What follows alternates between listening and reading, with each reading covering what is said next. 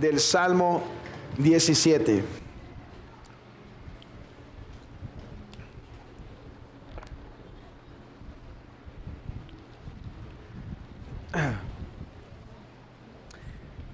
Dice así la palabra del Señor. Oye, oh Jehová, una causa justa. Está atento a mi clamor. Escucha mi oración hecha de labios sin engaño. De tu presencia proceda mi vindicación. Vean tus ojos la rectitud. Tú has probado mi corazón. Me has visitado de noche. Me has puesto a prueba y nada inicuo hallaste. He resuelto que mi boca no haga transgresión. En cuanto a las obras humanas, por la palabra de tus labios, yo me he guardado de las sendas de los violentos. Sustenta mis pasos en tus caminos, para que mis pies no resbalen. Yo te he invocado, por cuanto tú me oirás. Oh Dios, inclina a mí tu oído, escucha mi palabra, muestra tus maravillosas misericordias, tú que salvas a los que se refugian a tu diestra, de los que se levantan contra ellos. Guárdame como a la niña de tus ojos, escóndeme bajo la sombra de tus alas, de la vista de los malos que me oprimen, de mis enemigos que buscan mi vida. Envueltos están con su grosura, con su boca hablan arrogantemente. Han cercado ahora nuestros pasos, tienen puestos sus ojos para echarnos por tierra. Son como león que desea hacer presa y como leoncillo que está en su escondite. Levántate, oh Jehová, sal a su encuentro, póstrales, libra mi alma de los malos con tu espada, de los hombres con tu mano, oh Jehová, de los hombres mundanos cuya porción la tienen en esta vida y cuyo vientre está lleno de tu tesoro. Sacian a sus hijos y aún les sobra para sus pequeñuelos. En cuanto a mí, veré tu rostro en justicia. Estaré satisfecho cuando despierte a tu semejanza. Hermanos, desde el principio de los salmos, hemos visto dos escenarios, dos pueblos, dos tipos de personas. Y nuevamente en este capítulo se nos vuelven a presentar, se nos vuelven a mostrar. Por un lado están aquellos que se someten a Dios y confían en Dios. Y por otro, aquellos que se rebelan en su contra. El Salmo presenta un clamor particular. En este Salmo escuchamos el lloro, el gemir, el lamento por las dificultades de la vida. Pero, mis hermanos, este salmo no trata de cualquier dificultad de la vida. Miren, hay diferentes pruebas en nuestro caminar, pero aquí se trata una en particular. ¿Cuál? Cuando el mundo se opone a la iglesia del Señor. Cuando el mundo se opone al pueblo de Dios. En este salmo encontramos el lamento de la iglesia del Señor, porque el mundo, los mundanos, hacen opresión. Mis hermanos, esto lo encontramos de diversas maneras. Esto lo encontramos desde el principio por la persecución de la iglesia. Esto lo encontramos cuando padres se oponen a los hijos, o cuando hijos se rebelan en el hogar a la fe de los padres, o cuando jefes o empleados por causa de nuestra fe hacen las cosas más difíciles, cuando incluso otros religiosos traen rechazo abierto hacia la iglesia de Cristo. Mis hermanos, son diversas las formas en las que el pueblo de Dios sufre rechazo por causa de su fe. Y esto es algo que quiero enfatizar, que la iglesia, miren hermanos, la iglesia no solo tiene el sufrimiento general que hay en la humanidad, enfermedades, angustias, de muertes, etc. La iglesia además tendrá que lidiar con oposición por causa de su fe. Abran sus Biblias, por ejemplo, en Gálatas capítulo 4. Gálatas capítulo 4, versículo 29.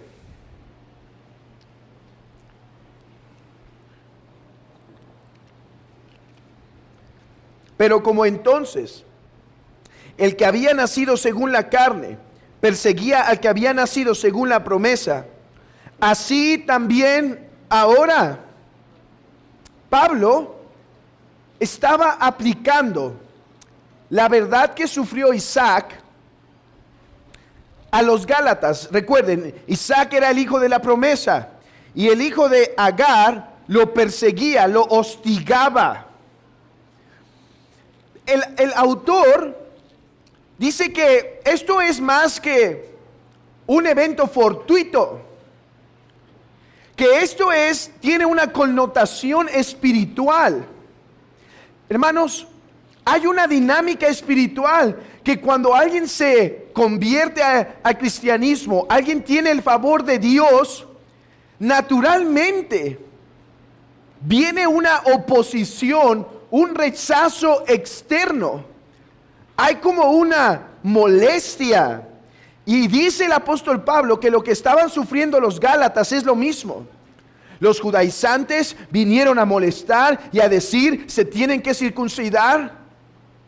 Si no lo hacen están mal, y dice, eso es natural. Siempre en donde Dios va a obrar, va a venir persecución, va a venir rechazo. Esto lo enseñó el mismo Señor Jesucristo en Juan 15. Acompáñenme a Juan capítulo 15,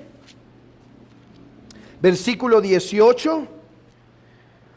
Cuando dice, si el mundo os aborrece, sabed que a mí me aborreció antes que a vosotros. Y en Primera de Juan capítulo 3, versículo 1,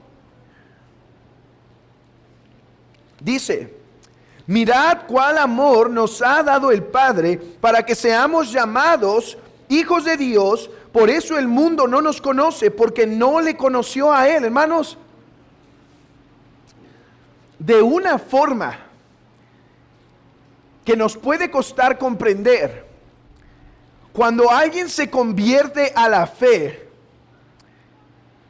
hay una dinámica espiritual en el mundo en donde ahora esa persona va a ser objeto de rechazo, de menosprecio. Miren, podía ser que había un matrimonio y en ese matrimonio las cosas iban bien antes, pero uno se convierte a la fe y algo quiebra ese matrimonio. Ahora la persona tiene oposición contra el cónyuge, trata de hacerle las cosas difíciles. Ya no hay esa misma dinámica, y quizá es por lo que dice Pedro, que a ellos les parece cosa extraña que no corráis en su mismo desenfreno. Pero esta es una verdad que la iglesia va a tener que reconocer y con la cual lidiar durante su vida. Hermanos, que por haber conocido a Dios, naturalmente el mundo se va a oponer contra nosotros. La iglesia padeció del Estado antes. Y mis hermanos, en algunos lugares, esto no tarda en pasar. El Estado se fundamenta sobre principios pecaminosos muchas veces.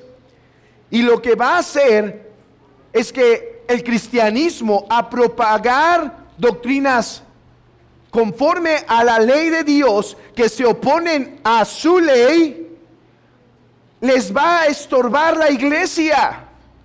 Porque la iglesia habla que el matrimonio es la única forma apropiada de Dios para disfrutar de la sexualidad. Porque el matrimonio es el único lugar en donde debe haber la procreación de hijos. Porque solo Dios creó dos géneros. Porque Dios manda que obedezcamos su santa ley antes que la de los hombres. Y otras leyes que naturalmente van a estorbar a un mundo perverso. Y por lo tanto, la iglesia sufrió persecución, sufre ahora en algunos lugares y sufrirá. En ocasiones, no será incluso en el Estado, sino en el mismo contexto religioso. Mis hermanos, ¿quién crucificó a Jesús? Ok, Pilato y los judíos y los fariseos. ¿Quién perseguía a la iglesia en Hechos? Pablo el fariseo. ¿Quién atosigaba la iglesia de Galacia? Fariseos, judaizantes. En ocasiones, incluso la persecución, el ataque, el hostigamiento no vendrá simplemente de los de afuera, sino de los que se dicen estar dentro. No nos debe parecer cosa extraña entonces que persecución venga, hostigamiento, rechazo de los mismos que se dicen religiosos. Y cuando, dice la Escritura, y cuando os maten, piensen que están haciendo un servicio a Dios. Eso es lo que el salmista está viviendo. Es lo que el salmista está clamando. Y hermanos, yo quisiera traerles consolación, porque en medio de este dolor que tiene el salmista, nos recuerda nuestra gran esperanza. Nos recuerda la grande esperanza que tenemos. Pero antes de llegar a la esperanza, déjenme preguntar, ¿qué tipo de persona eres? Dijimos que hay dos tipos de personas: los que se someten a Dios y los que no se someten. Los que guardan sus mandamientos, los que no los guardan. ¿Quién eres tú? Porque la esperanza hoy es para el pueblo de Dios. ¿Cómo es el hombre malo? El hombre que no se somete a Dios. Versículo 4, lean conmigo. En cuanto a las obras humanas, por la palabra de tus labios, yo me he guardado de las sendas de los violentos. Estos hombres son los que hacen persecución, daño a propósito. Hermanos, amigo, esto no necesariamente tiene que ver con violencia física, sino que hace afrenta a algo. ¿Cómo más son estos hombres? Versículo 9. Perdón. Dice, de la vista de los malos que me oprimen, de mis enemigos que buscan mi vida. Envueltos están con grosura, con su boca hablan arrogantemente. En primer lugar, en el versículo 9 dice que oprimen. Son los que hacen afrenta. ¿Hay alguno entre nosotros que afrenta el cristianismo? ¿Hay alguno entre nosotros que oprime al cristiano? ¿Hay algún padre, alguna madre, algún hijo? ¿Alguien que afrenta la fe? ¿Que habla con arrogancia? ¿Que desprecia los mandamientos del Señor? Pero hermanos, si hay una característica principal, está en el versículo 14. Dice, de los hombres con tu mano, oh Jehová, de los hombres mundanos cuya porción la tienen en esta vida. ¿Por qué los hombres actúan con violencia y con arrogancia? Porque tienen su porción en esta vida y cuyo vientre está lleno de tu tesoro. O sea, quiere decir, es el Señor quien les provee, es el Señor quien los multiplica, pero ellos se olvidan que es Jehová su Dios quien los multiplica. Más bien, hasta sacian a sus hijos y sobra para sus pequeñuelos. Amigo, ¿eres tú uno que tiene su porción en esta vida? ¿Que puede obrar despreciando los mandamientos de Dios, olvidándose los mandamientos de Dios, porque quiere disfrutar el aquí y el ahora y no considera en ningún aspecto la eternidad, el día de mañana, el juicio venidero? Ahora, contrario al otro, ¿cómo es el Hijo de Dios? Lean conmigo el versículo 15.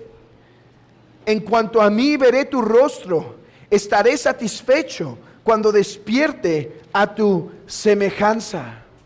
Mis hermanos, este hombre no toma armas en el sentido de recibe la opresión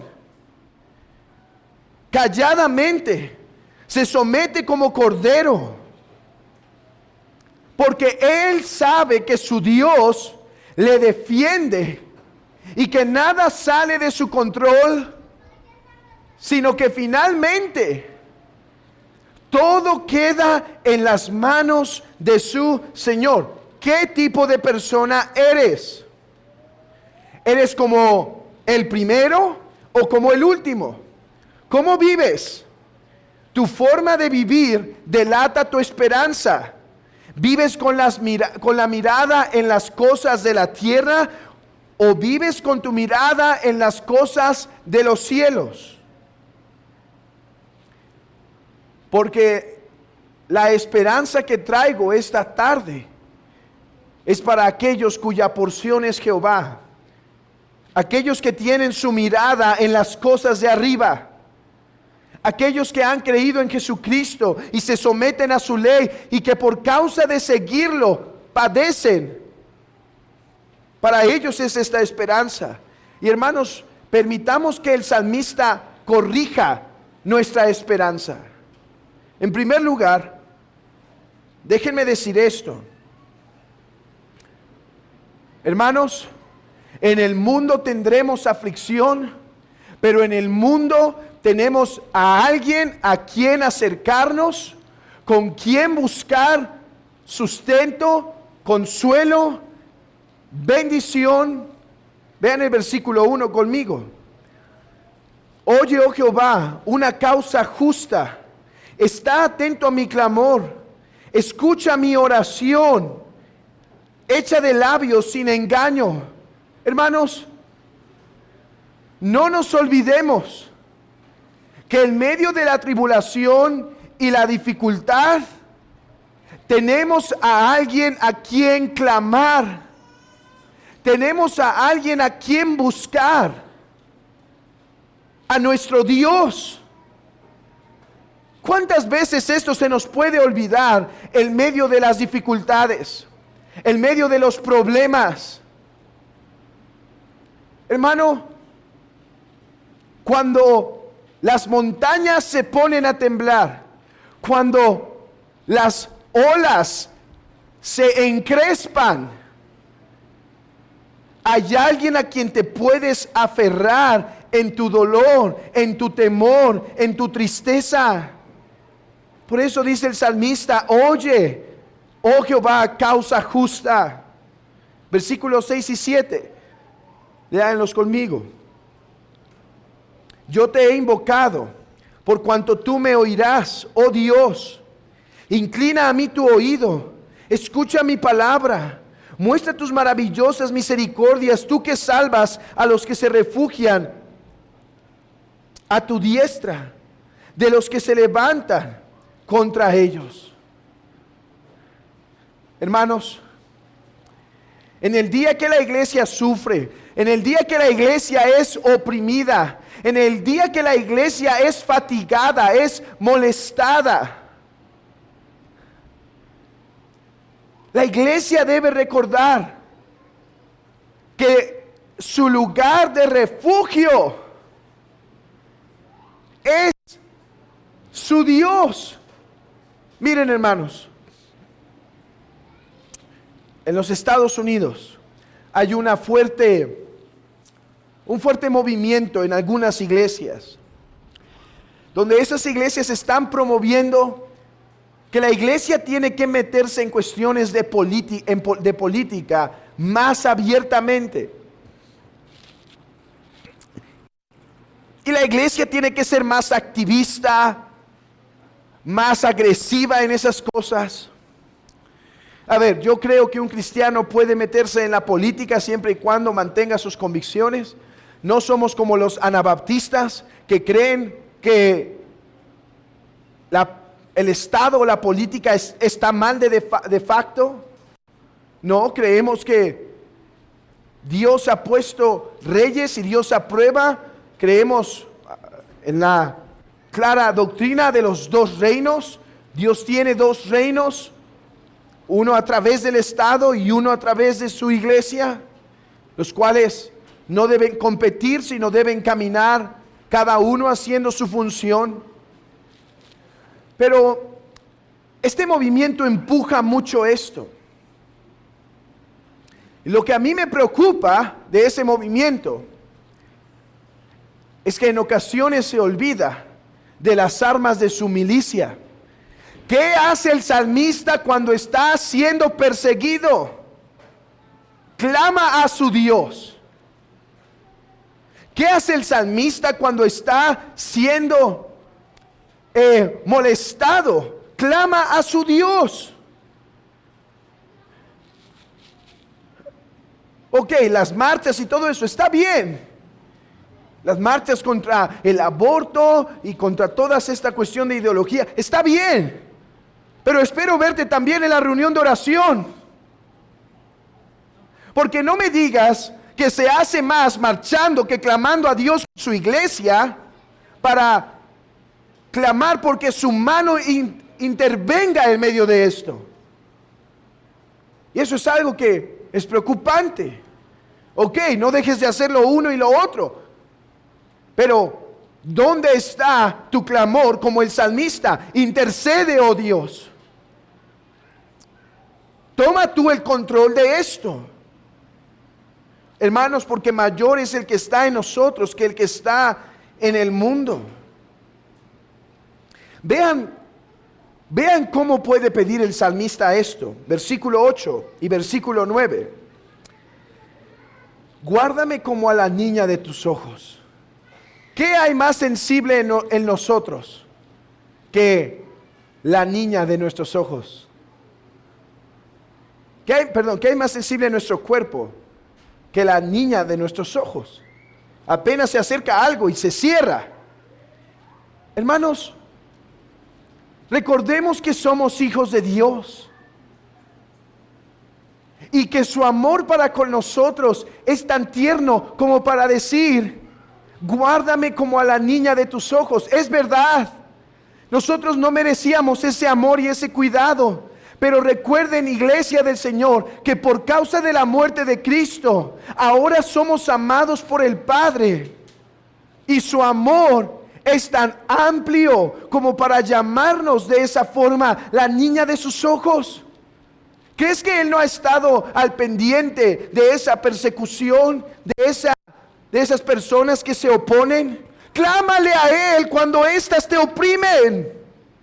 Susténtame, guárdame como a la niña de tus ojos.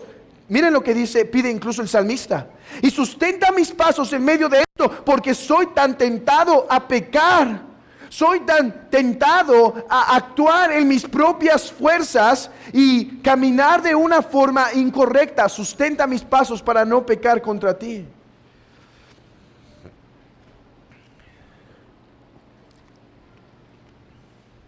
Escóndeme bajo la sombra de tus alas. Algo así pidió Ruth a vos. Acógeme bajo tus alas. Arrópame. Mis hermanos, tenemos un Dios que nos ama y que nuestra vida es estimada por Él.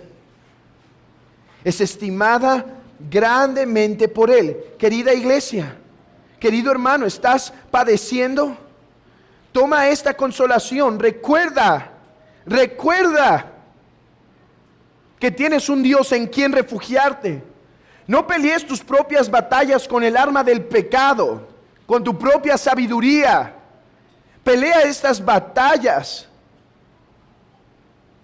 tomado de la mano del Señor, buscando su sabiduría para no pecar contra Él, buscando su guía, buscando su consuelo, buscando su protección.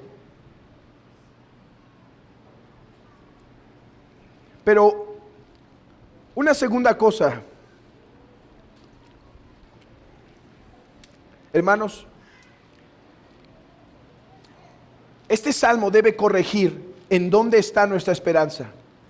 Nuestra esperanza no está en políticos, no está en cambios sociales, no está en marchas, con todo y que todo eso tenga su virtud y sea bueno, y como personas individuales cada uno pueda participar, pero nuestra esperanza está en los cielos, en el Dios que nos sustenta y nos guarda. Pero mis hermanos, déjenme decir algo. En este mundo,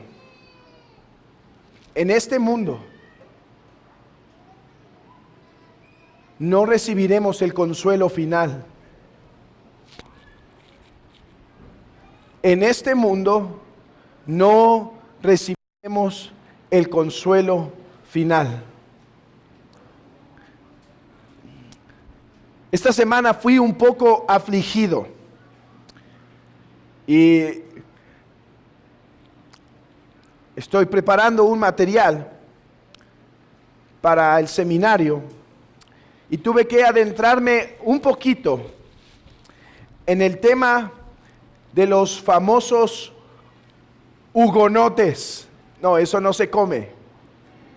Es el nombre de un grupo de reformadores en Francia.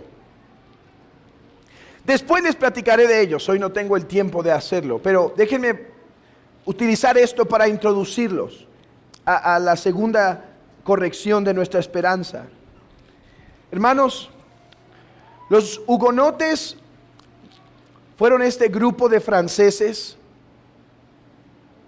que fueron influenciados por Juan Calvino, Guillermo Farel y Pierre Viret, que eran amigos de Calvino, y sufrieron demasiado por su fe en Francia.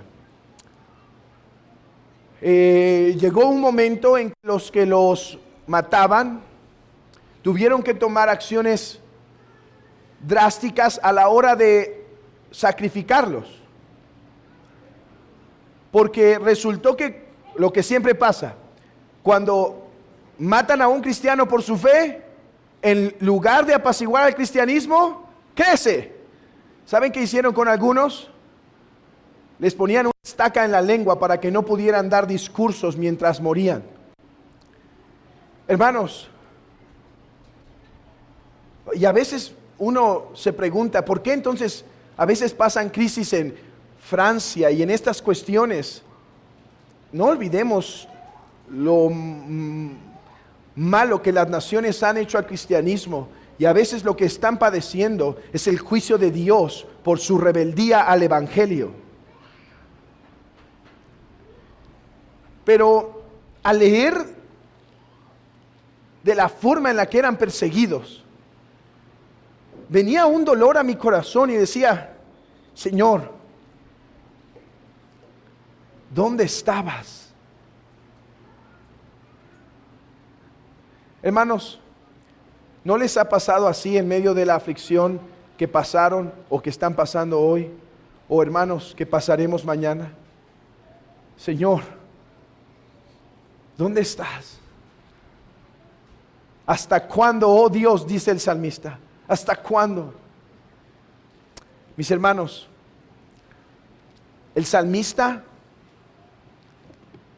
trae a corrección en dónde está nuestra esperanza. Sí, nuestra esperanza está en Dios, pero quiero decirles algo, hermanos.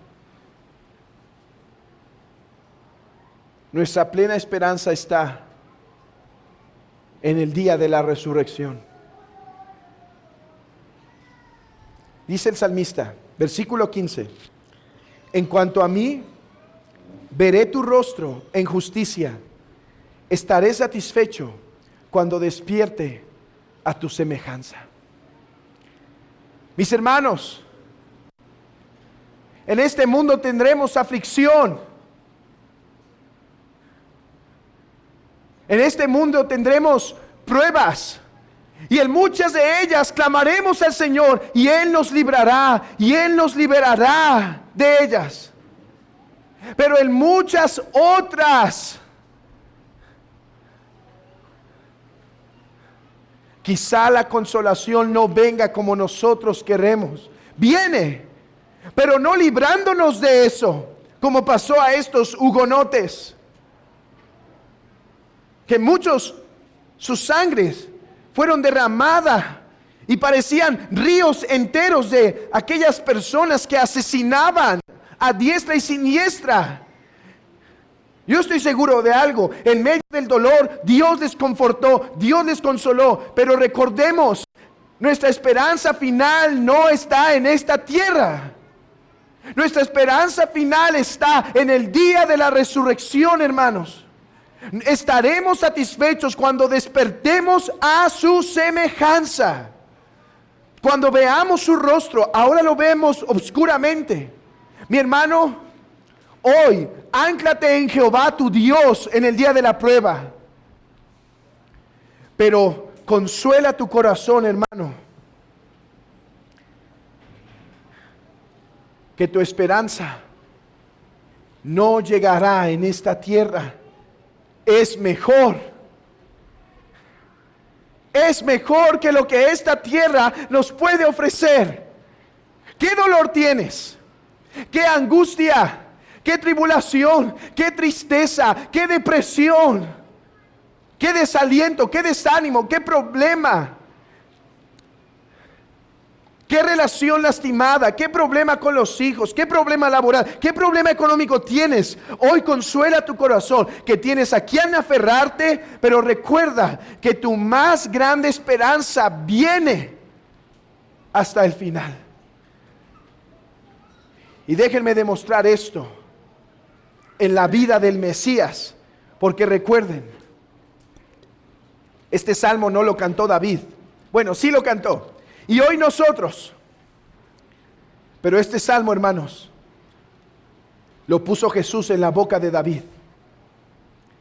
Porque este salmo es el salmo de Jesús.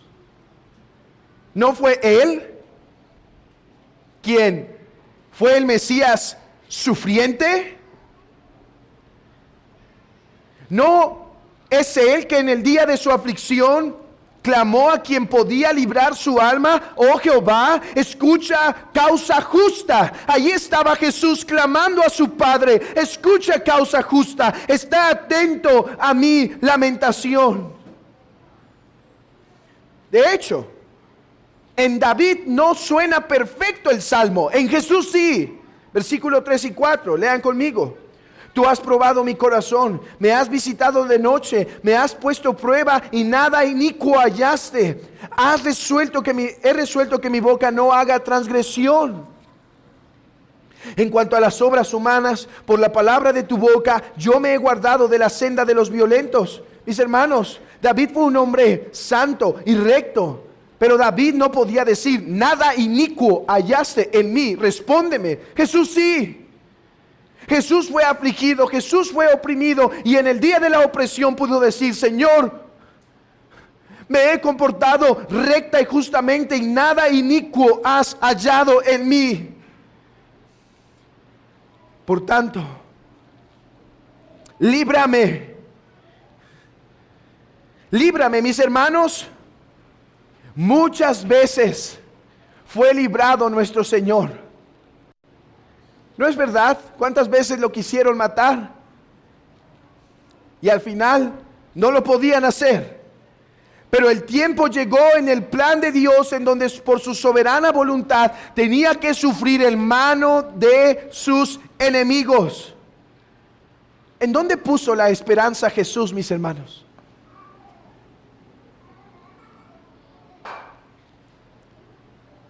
Jesús puso su esperanza en el día de su resurrección. Escuchen lo que dice Hebreos 12:2. Hebreos 12:2. Puestos los ojos en Jesús, el autor y consumador de la fe, el cual, por el gozo puesto delante de él, sufrió la cruz, menospreciando el oprobio, y se sentó a la diestra del trono de Dios. Cuando lleguemos ahí en la epístola a los Hebreos, vamos a entender que el apóstol está animando a la iglesia a que imite a Jesús en esto, en que Jesús padeció las cosas aquí en la tierra porque puso su mirada adelante. En el capítulo 11 se nos cuenta cómo muchos héroes de la fe hicieron eso. Saludaron lo porvenir y así pudieron padecer. Moisés, ¿no es cierto? Prefirió ser afligido y padecer con el pueblo de Israel y dejar los privilegios de Egipto porque tenía su mirada en el invisible. Bueno, después dice, ok, esos héroes de la fe están muy bien y nos animan, pero ahora les voy a hablar de el más grande en la fe, Jesucristo. Él, por el gozo puesto delante de él, sufrió en la cruz. La pregunta es, ¿qué es el gozo puesto delante de él? Creo que John Owen está en lo correcto cuando dice, su resurrección y gloria, y la iglesia salva. Mis hermanos, Jesucristo, nuestro Señor, fue animado a padecer las diferentes pruebas, rechazo, persecución, muerte en la cruz por el gozo puesto delante de él. O sea, que este Salmo 17, versículo 15, fue la esperanza de Jesús y así nuestra esperanza. Hermanos, vuelvan a leer este salmo en sus casas pensando en Jesús. Y Jesús clamando, Señor, líbrame. ¿Y cuántas veces fue librado? Pero Jesús terminó padeciendo. Pero Jesús nos enseñó que nuestra esperanza está más allá de esta tierra. No todo se va a solucionar aquí. En cuanto a mí, dice Jesús, veré tu rostro en justicia y estaré satisfecho cuando despierte a tu semejanza. Jesús es ese mejor salmista que pone su esperanza, que puso su esperanza en la resurrección. Jesús es un mejor Job que puso su esperanza en la resurrección, porque sé que después de deshecha mi carne, con mis ojos he de ver a Dios. Jesús es aquel que nos enseña, hermanos,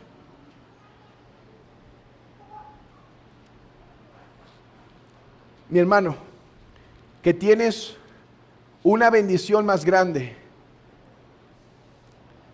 que cualquier problema que se pueda arreglar en este lado de la eternidad.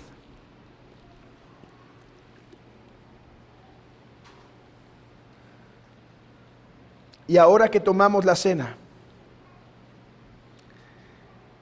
somos recordados que por causa de Cristo tenemos un Padre en quien nos podemos refugiar, que ahora nos guarda como a la niña de sus ojos. Pero mis hermanos, que algún día cenaremos con Él y beberemos con Él para siempre.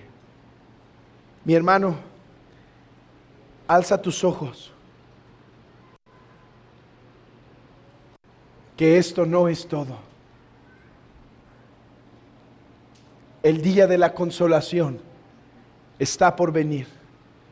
Aquel día se enjugará toda lágrima. Aquel día se sanará toda dolencia.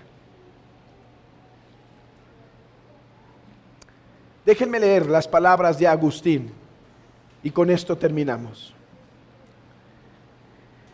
Sin embargo, no es posible explicar cómo será esta futura gloria, cuán ricamente florecerá y con qué esplendor resplandecerá mientras cantamos sus alabanzas. ¿Por qué no? Porque leemos, cosa que ojo no vio, ni oído oyó, ni aún han subido en el corazón del hombre, son las que Dios ha preparado para los que le aman. Así que, si eso es lo que tiene que decir sobre las cosas buenas y eternas del cielo, ¿cómo será Dios mismo, que ha preparado tales cosas grandiosas y maravillosas? Repito, será ese Dios todopoderoso. Hermanos, escuchen esto. ¿Cómo será sino insondable, inexpresable, incomprensible, superando todas las cosas, más allá de todas las cosas, diferente a todas las cosas? Él supera después de todo a cada una de sus criaturas, rebasa con mucho todo lo que han hecho, supera el universo eterno. Es decir, si buscas grandeza, Él es más grande. Si belleza, Él es todavía más bello. Si deleite, Él aún es más deleitoso. Si esplendor, Él es más brillante. Si justicia, Él es más justo. Si fuerza, Él es más fuerte. Si cuidado, Él es más paternal. Él es más bondadoso. La razón, después de todo, no nos permite en modo alguno equipar la mente para entender al artesano de tan bella obra. Mi hermano, cobra esperanza de lo porvenir, porque si ahora esa risa que puedes tener te trae gozo, ese niño que puedes tener te trae deleite, esa lectura de la palabra te trae ánimo, hermano, entonces ¿cómo serán las consolaciones divinas? Pon tus ojos, hermano, en Cristo, que está sentado a la diestra del Padre y viene para consolar a su iglesia de toda su aflicción. Esos hugonotes que a lo mejor allá recibirán un mejor nombre también, ¿no es cierto?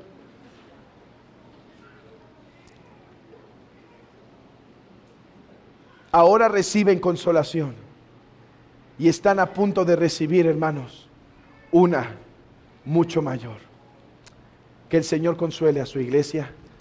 a través de su palabra y a través de la Santa Cena.